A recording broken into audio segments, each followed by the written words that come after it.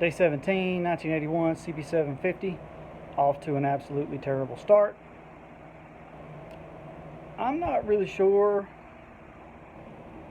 how I got convinced that the front tire was, multi-directional, that you could just flip it around, that I completely forgot that the speedometer key goes on one particular side. And I've spent about 2.5 hours today mounting the front tire. And I mounted it backwards. 50-50 shot, didn't go my way this time. I'm usually a pretty lucky dude. You should see my wife. But not this time. So, it's on. It looks great. It's just on the wrong way. So, 2.5 hours of labor shot for nothing but a painful learning experience, and we'll get back after it later.